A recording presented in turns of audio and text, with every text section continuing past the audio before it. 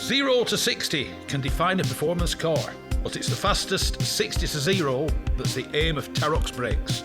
From road cars to race cars, circuits, special stages, or the autostrada, nothing reduces speed like Terox brakes. Italy gave the world the art of Da Vinci and Michelangelo. Terox has given drivers the art of stopping. For more information and to acquire your own masterpiece, visit terox.co.uk.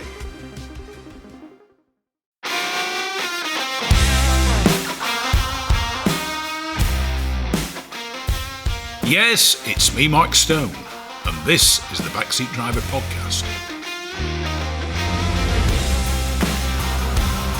It's the fastest, it's the friendliest, and it's for all the family. The Gas Shocks 116 Trophy and 120 Coupe Cup are the fastest growing race series in the UK, taking in 6 one-hour races and 8 sprints at all the top circuits. Visit 116trophy.com to find out more and get yourself behind the wheel.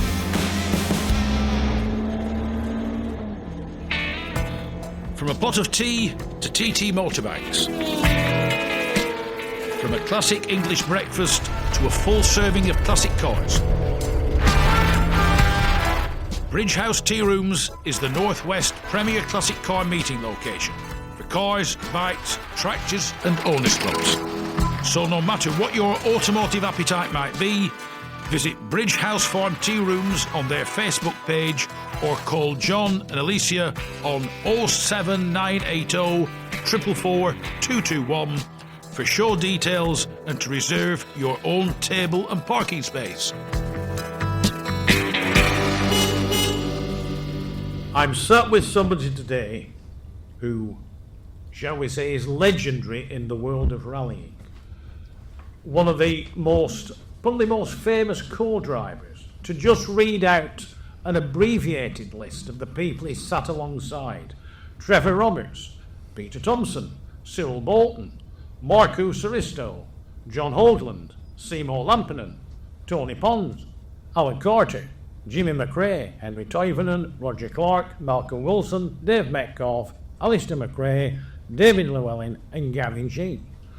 It's impressive to say the least, but so is the man's history. So I'd love to welcome to the Backseat Driver Ian Grindrod. Ian, welcome. Thank you. How did all this start? What made you want to get in a co-driver's seat? I was actually talked into it. I started serving my apprenticeship at Mullards in Blackburn, home of the 2300 Club. Yes. So it was a factory motor club, and I joined it particularly to get cheap oil and headlight bulbs and stuff like that. What were you running at the time? A Vauxhall Viva HA. Right. And which used to rust in front of your eyes. But nevertheless, that's why I joined the motor club, the 2300 Club. And then a fellow member of the club, who was an apprentice with me, Ian Grindrod, asked me if I would navigate for him on a 12-car rally. Yeah. Had you done this before? No, not at all, no. So we did a bit of practicing driving around the lanes, me trying to rig and that. Yeah. And we did a 12-car rally, which I was a bit worried about in the respect that I've always suffered from travel sickness. Yeah.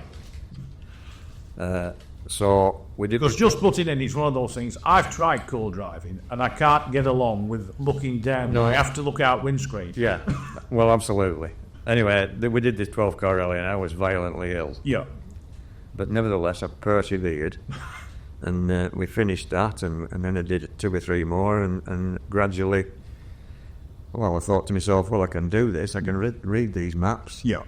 So, I continued and eventually moved into doing all-night road rallies, and everything just moved on from there. Yeah. But when you mention not being able to look down all the time, I can't look down all the time now. Right. All right. I couldn't do a plot and bash event. Yeah. Where your head's down all the time. I'd be ill. Yeah. And people say, how can you read a map or how can you read pace notes? But your eyes are going up and down all the time. Yeah. So I conclude with pace notes, it's like just slide your thumb down and whatever, so you know where you're looking. You know where you are. But, Yeah. But you're constantly looking at the notes and looking, quickly through the screen. Yeah. So, I mean, from there, how did, shall we say, you move on to, well, more or less doing it as a profession? Because you would have had to start somewhere. Somebody would have noticed your abilities. That started from, I was friendly with Cyril Bolton. Yeah. Through me navigating for Trevor Roberts. So we're all in the Minisport Palladium rally team. And then Cyril was second in the Motor News Rally Championship in 1976. Because, I mean, not just putting in the Motoring News launched a lot of careers. Oh, he did, yeah. Most, like Tony Pond and Russell Brooks and so on, all started in that. So in 76, Cyril was second, and British Leyland has obviously been monitoring this because it's one of their products, even though it wasn't their car. And as a bit of a thank you to Cyril, they wanted a mini out on the British Open Rally Championship. Yeah. Stages, like the Scottish and the Welsh and so on. So they gave him a 1275 GT racing car, a track car it was, and Cyril converted that to a rally car. Yeah, that'd be the Clubman, wouldn't it? It was a Clubman, yeah, that's right. And the British Leyland got fed up paying John Cooper royalties on the names. Probably. And they called them GTs. GTs, yeah. They give him this car, he converted it, and all the navigators that had been with him on the road rallies, the likes of Paul White, for example, and Nigel Rabin and so on, they didn't want to go into the stages. Was he a bit quick? No, it wasn't that. I think because it was a Group 1 car, basically a standard car, I think they felt like they'd be belittling themselves to go in that. All right. Car weren't posh enough. No, it wasn't posh enough, no. And obviously, with it being standard, it wasn't going to be quick. Yeah. In the great scheme of things. So I think I was probably 12th choice. And I eventually went with Cyril in 77 on the British Open Championship in 1977. At the end of that year, because British Leyland had a connection with the car, they obviously were watching what was going on all the time, and then I got a phone call, it was just November time, end of October 77, from John Davenport, the team manager of British Leyland, asking me if I would be interested in co-driving for Mark, who saw us still on the RAC. Right. Which is what I did. Yeah. What was that in? That was in a 16-valve TI7. Right. The white ones. So I did that, and then the following year I was with Cyril again, and then at the end of that year, 78, I got another phone call from John Davenport. Would I be interested in co-driving for John Hogland? Yeah. In a TI7 V8 then. Right. Well, they're notoriously not good on special stages, apart from tarmac, and notoriously fast. Yeah, notoriously fast. Great on tarmac, not so good on gravel. Yeah. But there you go. But John was a brilliant guy, and he'd obviously driven factory Skodas up to then. Yeah. So he'd never driven anything more powerful than a factory Skoda. Yeah. And he'd never driven a right-hand drive rally car. Right. Because back then it'd be Skodas with rear engines and small engines. And small engines, yeah, that's right. And so we finished 12th. I thought that was a really good result for John. Yeah. He was a lovely guy to co-drive for. And then what happened after that? So that was 78. Right. So during the course of those two RAC rallies, I got to know people like Tony Pond. Yeah. And at the end of 78, Tony left British Leyland and went to Talbot. Yeah. To drive the Sunbeam Lotus. And asked if I'd co-drive for him. But Des O'Dell, the team manager, had never heard of me. Yeah. So he wouldn't let Tony take me as co-driver. Yeah. So he had a succession of co-drivers for basically the first 3 quarters of the year, 79. And there were a lot of mistakes being made and so on. Eventually, toward the end of 79, September, Des O'Dell relented and let Tony sort of tag me. Yeah. So I did the Manx Rally, San Remo and RAC with him. Yeah. And did a far better job than them that went before it. Well, that's not for me to say, is it? But, San Remo in particular, Manx, we were leading the Manx, and the oil pump broke. Yeah. That was us out. But San Remo, we finished 4th against you know. I mean, I've never done the San Remo, but I have driven the stages of the San Remo. They are tarmac and they are spectacular. Well, in those days, it was the first leg was tarmac. Yeah. Behind in the mountains behind San Remo, and then we made our way on tarmac stages towards Pisa. Yeah. Then there was a big service where all the suspension was changed to gravel. Yeah. And there was a load of stages on gravel between Pisa all the way across Tuscany and Umbria to where was San Marino? Oh, yeah. Was where the overnight halt was. Then coming back from there, another lot of gravel stages through Umbria and Tuscany going the other way, and then another big suspension change, and then tarmac stages back towards San Remo. Yeah. Then an overnight halt. Well, an overnight halt and most of the next day, and then the last leg was the following night in the dark of the tarmac stages at the back of San Remo. Yeah. It was a really long rally. Yeah. I think it was 76 stages. Stroll. Many having said that, you wouldn't be able to really pay attention. We'd have been in some very nice scenery, very nice countries. Oh, absolutely. Well, you could see all that when you did the recce. I mean, yeah. we were recceing for the best part of 3 weeks. Yeah. So you see it all then, you know. And of course, there's the lure of the food and the wine and everything. Yeah, yes, that's another story. I mean, then I thought spaghetti came out of the yellow and red tin behind written on the 15. And if you brought the right one, you could spell words we eat. Yeah, that's right. Yeah. But yeah, I love Italian food now, and I love Italy. It's just as a bit of aside, I mean, when I was last there, I was actually on holiday. I dined in the restaurant frequented by Gilles Panizzi. All right. And you went in, he didn't hold it or anything, but he might as well have done. The walls were just solid with pictures of him driving rally cars. Yeah. And after you dined there, you understood why he liked it. That's a fantastic place. Yeah. Right, so I mean, you'd then Seymour Lampinen. That was a Welsh rally I did with Seymour, and only because his regular co-driver at the time was Fred Gallagher. Oh yeah. And Fred was, I think he'd done it was an Ulster rally or something with, in a checkered flag TR7. Yeah. And they had an accident in Ireland, and Fred hurt himself. I can't remember whether he broke his leg or something like that it was. Yeah. So he couldn't do this Welsh rally with Seymour. That's why I finished up with Seymour. Yeah.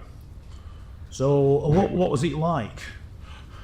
Well, Seymour's a really nice bloke. He was a hell of a rally driver in his time, of course. But he'd suffered from polio as a child. Yeah. So he couldn't walk very far and had a very pronounced limp. Yeah. And he used to use like tennis balls to squeeze in his hand to strengthen his hands and his arms. And on that particular Welsh rally, I think we probably set a record there where we punctured the spare wheel that was still in the boot. that came about at the end of a stage in Dovey. And we'd come to the end of the stage, and there was a bit of a problem going on with the clocks and whatever it was, and there was a collection of cars there. Yeah. And we'd stopped in the queue, and Seymour, I was just about to get out the car. I was halfway out the car, and Seymour, we could hear this next car coming full chat, which was Henry Toivonen in an Escort. And he must not have seen where the flying finish was or anything, and he came hurtling down the road. He's still flying. Still flying. And went straight in the back of the TR. Yeah. With me just about to get out of it. Seymour leant across, grabbed the collar of my overalls and pulled me back in. Yeah. When he hit the TR, we went straight past. Roger Clark was parked just slightly in front of us. Yeah. Right. We went straight past him. It was quite an impact. I know you shouldn't really laugh, but it's one of them things. Yeah. And it shook the back of the TR in that far. It punctured the spare wheel. Yeah. Were you able to carry on? Oh, we carried on, yeah. Right. Yeah, we carried on. Because, I mean, like you with Tony Pond, I mean, Mr. Pond was known for being quite fast behind the wheel. Yeah. Was he all right? Oh, absolutely, yeah. Yeah. And, of course, you mentioned the one, the only, Henry Toivonen. Yeah. Now, I know somebody else who once went out, whilst he was driving for the Opel team, right, he went out with him, he was one of the mechanics, and he went out with Toivonen. And he said, it's an experience you'll never forget. He said it's probably an experience you'll never relive. He said he was staggeringly fast. He was staggeringly fast, and he would undoubtedly, obviously, he would have won the World Championship a number of times. Yeah. If he'd have, survived that terrible accident in Corsica. Yeah. But I mean, before we come back to something else, it's like car control. I dare say, having sat in the co-driver's seat, you'll very quickly be able to work out whether they can drive or not. You can tell within a mile. Yeah. If you're sat next to somebody who's trained to drive fast, yeah, you can tell within a mile, probably in less than a mile, whether they can drive or they can't drive. Yeah. I've been with people who are really quick. Yeah. On road rallies, but invariably can't drive more than a mile before they crash. I've seen that lots of times. Yeah. But yeah, you're absolutely right. You can tell straight away. Yeah. And I'd said, somebody had one asked me who the fastest drivers had been with. Well, Henry's one of those without a shadow of a doubt. Yeah. And then even what inspired, when you're with them that they drive so fast, what inspires you, not being funny, to stay in the car with them? Because it doesn't feel dangerous. Right. If you, suddenly, from a car driver's point of view, if you sat in a car and you felt dangerous, you'd stop rallying. Yeah. You couldn't carry on if you thought it was dangerous. And I've sat in with people. Dave Metcalf's a prime example in that Nova. People have said... Just pushing him, Dave Metcalf made an overdo things nobody thought he could. Absolutely, yeah. And people have said, looking from the outside, it looked like an accident looking for somewhere to happen. Yeah. Inside, it didn't feel that at all. Which is very odd, isn't it? It felt all under control to me. Yeah. Yeah. Hidden away in the heart of the Ribble Valley, Specialised Automotive Services offer unrivalled levels of talent for all types of vehicles. All makes and models, old and new, are cared for with the exact same levels of detail. From accident repairs, paintwork, or even full bespoke bare metal resprays. Mechanical rebuilds to full replacement or modifications of defunct electrical systems. Specialised Automotive Services offer traditional engineering and mechanical skills along with the company's constantly updated digital systems and diagnostics. Each SAS technician embodies the SAS ethos of ensuring everything is in order and exactly as it should be. To arrange a guided tour of the workshops and the new vehicle finishing and detailing bay, call Dean on 01282 776 081 or visit sas-autos.co.uk.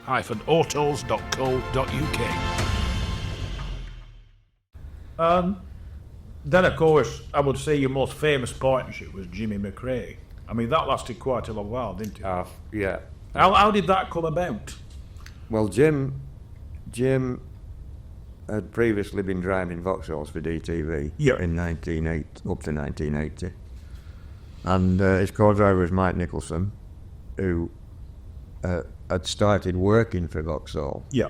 So when Jim moved to Opel, Mike really felt he had to stay with Vauxhall, obviously. Yeah. So Jim had to look for somebody.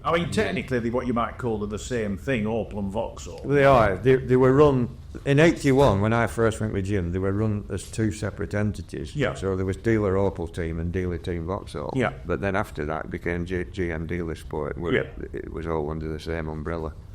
Because about then you get the you'd have the Asconas and the Mantas, and like for the Vauxhall, it'd be the Chevettes. The Chevettes, yeah. We had the Ascona in '81, '82, and the beginning of '83. Yeah. And then Mantas after that.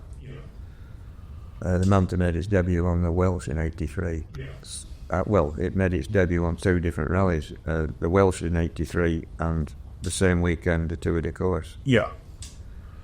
So, it carried on with Jimmy McRae. I conclude you developed a good partnership together. Oh, absolutely. 81, 82, 83, I was with Jim. 84, I was with Henry in the Porsche. Yeah. And Mike Nicholson co-drove for Jim in 84. Yeah. And then 85, I went back with Jim, 85, 86, 87. Yeah. So, yeah. And then I've done the occasional small type of historic event with Jim. Yeah. Seen, very... Because you've also co-drove for Alistair, haven't you? And Colin. And Colin. I interviewed Malcolm Wilson a few months ago, and he said there was nobody like Colin McRae, saying, contrary to what you might have seen when you watched him drive, he said the man's mechanical abilities and knowledge were incredible. Absolutely, they were. I only did one rally with Colin, which was I think he was 17 at the time. Yeah. In his Sunbeam TI. And it was Jimmy that said, would I sit with Colin and see if he's any good? So I said, okay then. So we did the Snowman rally, and that certainly lived up to his name, because there was a lot of snow based up in Inverness. Because at times you watched Colin McRae, and at times he reminded you a little bit of Vatanen, that he'd get to the end and probably win in staggering fashion, or he'd park it up a tree or a dry stone wall somewhere. Yeah. Well, I mean, they got a lot of criticism at the time, did Colin, but of course everybody just used to point the finger at Harry and say, well, hang on a minute, remember what Harry used to be like, and look what he did. So, and I suppose with Colin and Alistair, having Jimmy McRae as a father, there is, to a degree, they've got to live up to it, haven't they? I think it's a difficult thing as well. Yeah. Because... like Damon Hill and Graham Hill, Damon had to live up to his dad. Yeah, and you get the scenario now with young Max McRae, Alistair's son. He has to live up to his father, his uncle, and his grandfather. So that's triple bad. Or triple difficult, I should say.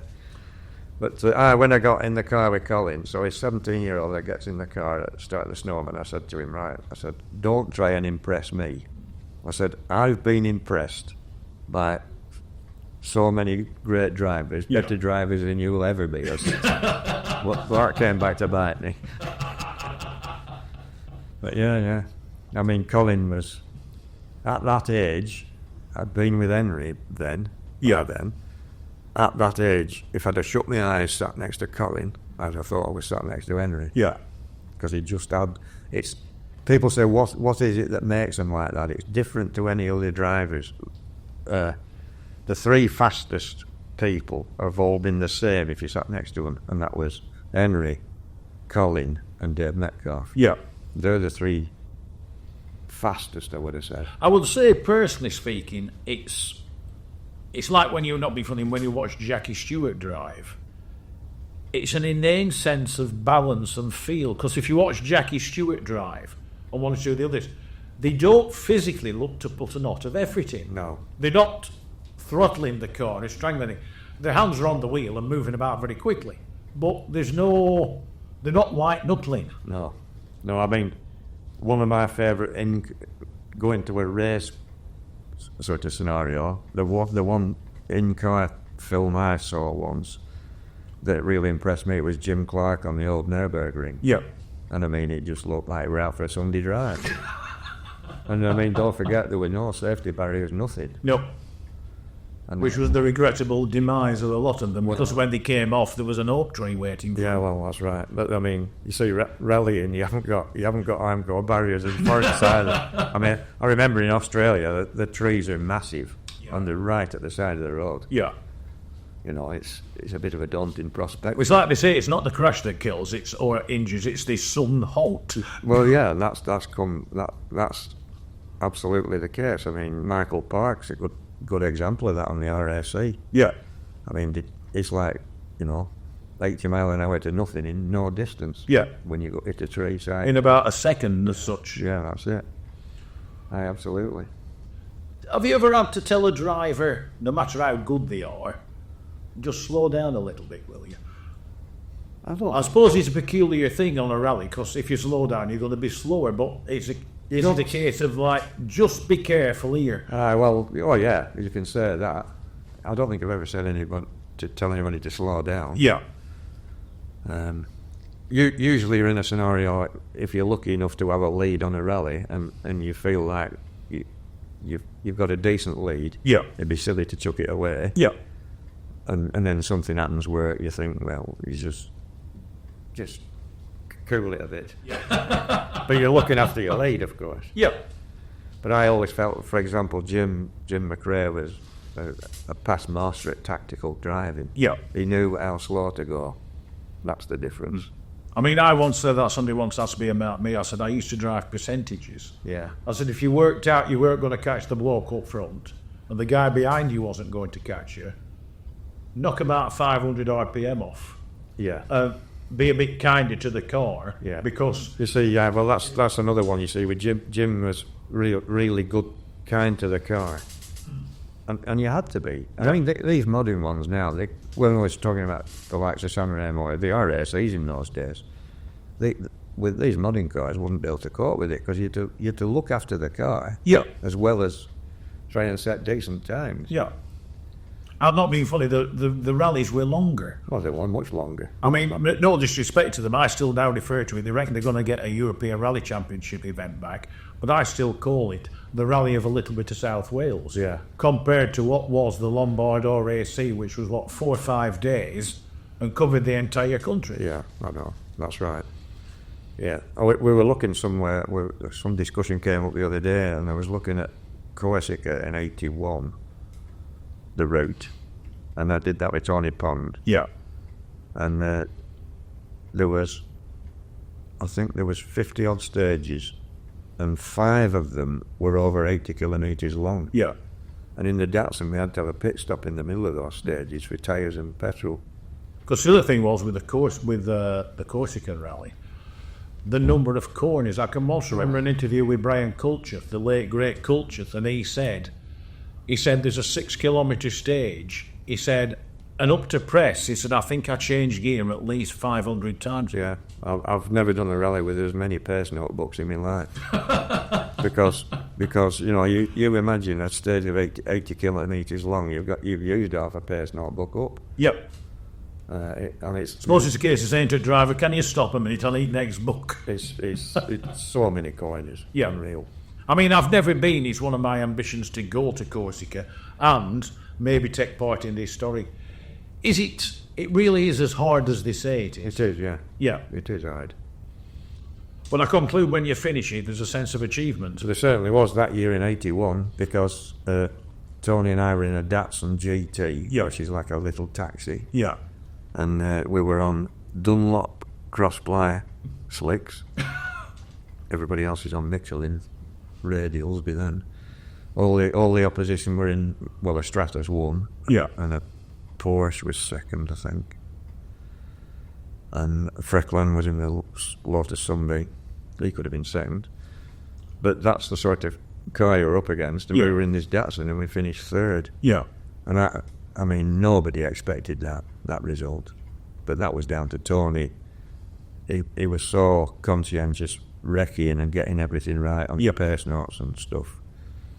And it came to fruition that's what really got us the third place. I mean, I once saw, and I can't remember, it was a French driver, I don't know whether it was Jean-Claude Androuet or Freckwellin or whoever. And until the last day, it had been hot, dry and sunny. And he was driving a Renault 5 maxi turbo, rear wheel drive, rear engine or mid engine. And the Quattros and the other big 4x4s couldn't touch him. No. And it rained on the last day, and the benefit of 4x4 took over. And I think a Quattro won. But it was proof that until then, in the right conditions, such like as the Quattros, were maybe not quite as good as everybody thought they were. No. I'm not saying they were a bad car, because when you look at such as Michel Mouton, people like that, I mean, they made them dance. I think when they first arrived on the scene, nobody could hold a candle to them on gravel. Yeah. But they did suffer on tarmac with transmission problems. Yeah, because I think it was the strain, because there was no... Tarmac doesn't allow the wheels to spin as much. No, I mean, that's the problem they had initially anyway. And but like you say, if the roads are dry on tarmac and that, most people could be up there with them. Yeah. But it was a bit demoralising on gravel. I mean, I remember sitting in the car with Jim at the start of a stage, and Anu was in the Quattro in front of us, or Stig, one of the two. There's a long straight up a hill in this forest from the start line, and we timed it from him setting off to going out of view at the first corner at the top of this hill. It's quite a long way. And then we timed us. Yeah. And I mean, he was 4 seconds quicker. And that was like the first 300 yards or so. Because we like set off and wheels would be spinning on the style line. Yeah. So that was demoralising.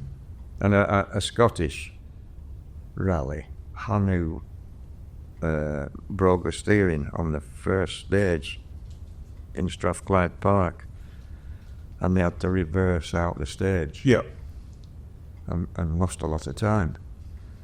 And Jim and I were leading all the rally, and Hanu was catching, and we worked out he'd pass us 3 stages from the end, and he did.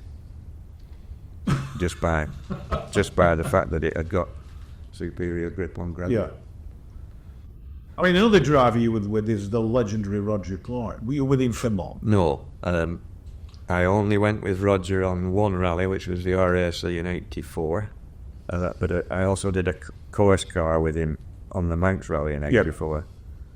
But to do the RAC was brilliant. It was, I mean, you sit next to a guy that was your hero that you read about all the time. You're reading about him when he was in the Cossack Escort and before that even. For men's hairspray. Did he still make hairspray for men? No ads, yeah. I don't need it. I'm going to say neither of us need it. But I mean, to sit next to Roger on that was just wonderful. Yeah. What a great bloke he was. He was, honestly. Of all the rallies you've done, of which there have been a considerable number, which was the favourite as such? Which did you look forward to going back to? Well, worldwide, I would have said Australia or New Zealand. Yeah. I just loved both of those countries. Yeah. And in this country, if I was given the chance to wind the clock back, I'd love to do a proper Circuit of Ireland again. Yeah. Where it is a Circuit of Ireland, not all the way around, not a little bit of it. Yeah. They were tremendous events, though. Yeah. They were. But to win a circuit, Jim won the circuit 5 times. Yeah. I was fortunate enough to be with him for 3 of those. Yeah. But they were really, really tough events. Yeah. Really tough. That Circuit of Ireland in those days was equivalent to any World Championship rally at the time. Yeah. For difficulty and it was a real achievement if you could win that.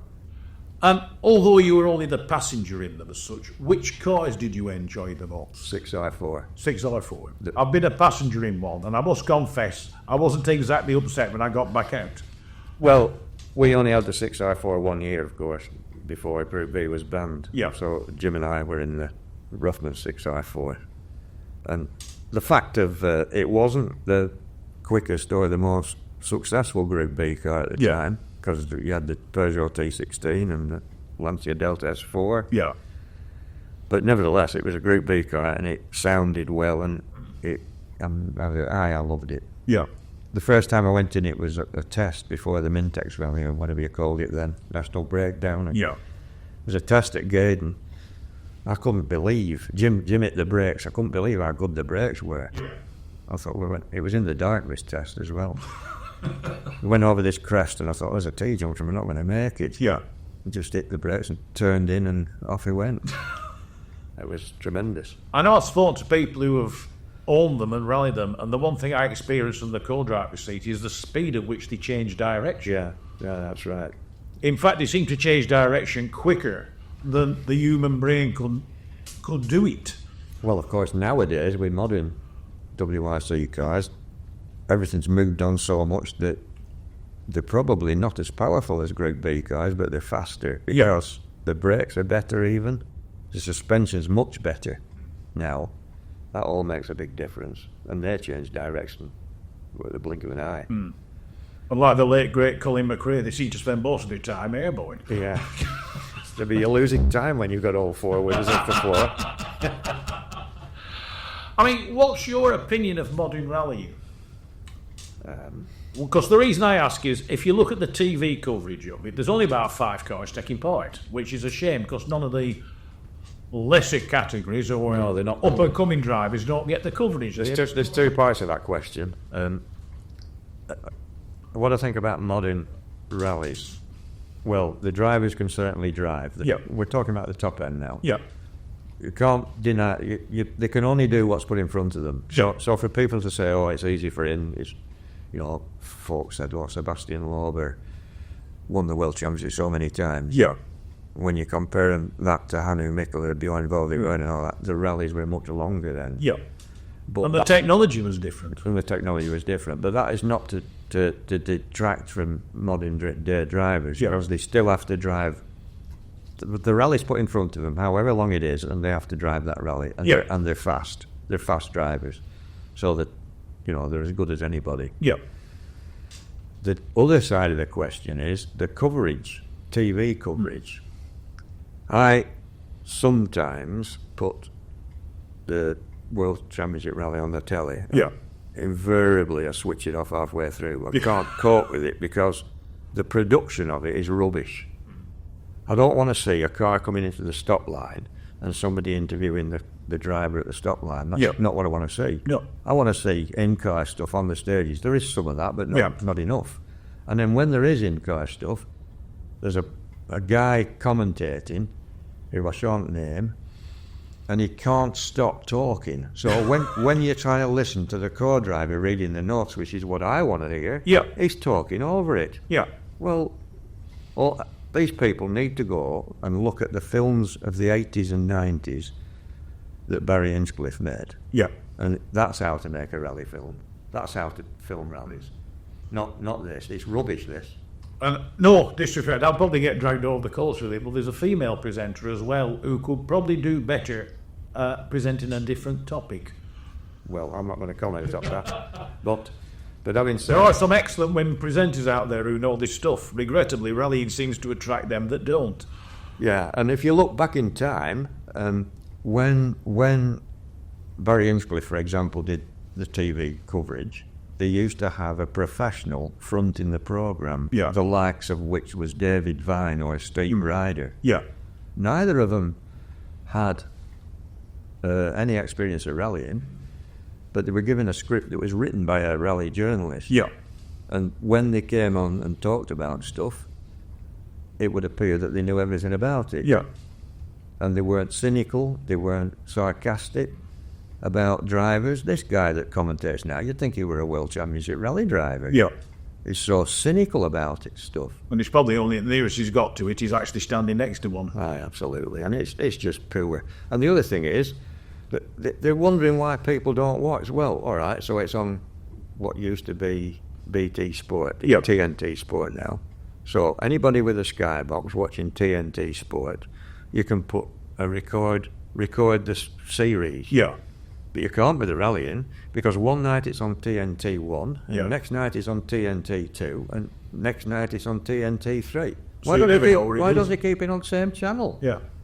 It's poor. And I mean, whoever's in charge of all that production, well, I'm sorry, that they should be fired off. And you don't have to be Einstein to work out that it's better off it's on one channel. Yeah, very true. Do you do much now? Is there anything you do? You do nice little quiet navigation rallies that don't involve speed. No, I don't. The last proper event I did was at Knockhill last July with Alistair, which was a McRae Stages event. Yeah. With invited drivers there, as well as, you know, all the club guys from Scotland. It was a right good day. And I did it with Alistair in a I&I WRC back in the day when Alistair drove one on the World Championship. And we did that and retired. We retired on the last stage about 200 metres from the flame finish. So we're getting out of the car, and it was on a slight uphill. It was actually on the pit straight going the wrong way at Knockhill. And so somebody at the side of the road, at the side of the stage, spectating, said, "Are you not going to push it?" I said, "Get a grip." I said, "I'm 72. Well, I could pushing it forward." The only thing I regret was, I said to Alistair actually, I said, "That's the last time I'll ever sit in a proper rally car in a proper rally." Yeah. You get to I haven't done anything for a while before that, but I only did that because Alistair, and between Alistair and Jim, they wanted me to go to this event and to do it with Alistair. But what I should have done, given the fact that it stopped where it did stop, at the end of just at the end of the last stage, I should have done what Lewis Moyer did on the RAC and got out and thrown me cross. Throw it back with that. I really regret not doing that. Ian Grindrod, it's been a pleasure chatting to you. Thank you very much for joining me on the Backseat Driver radio show. You're very welcome.